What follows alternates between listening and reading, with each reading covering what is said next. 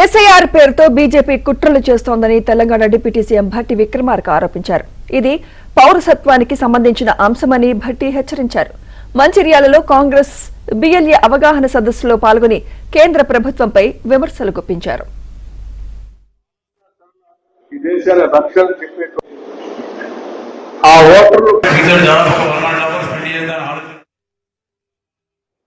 Bharatiya Janata party సంబంధించిన కేంద్ర ప్రభుత్వం ఈ ఎస్ఐఆర్ అడ్డం పెట్టుకొని ఒక కుట్రపూరితంగా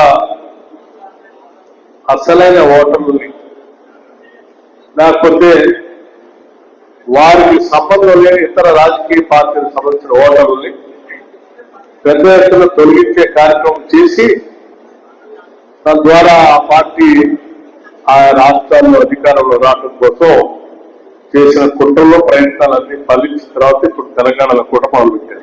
కానీ ఈ రోజు ఓటు ఒక్కటే కాదు, ఓటర్ లిస్ట్ లో ఓటు లేకపోతే అసలు ఈ పౌరసత్వానికి ప్రమాదం వచ్చే పరిస్థితి తీసుకొచ్చారు.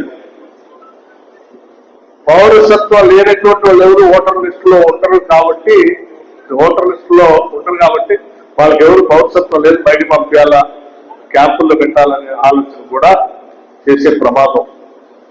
అందుకే ఈరోజు ఓటర్ లిస్ట్ లో ఓటు ఉండటం అనేది అత్యంత అవసరమైంది. చాలా ఓటు ఒక్కటే కాదు, పౌరసత్వానికి కూడా దీన్ని దారి తీసే పరిస్థితి తీసుకొస్తాం.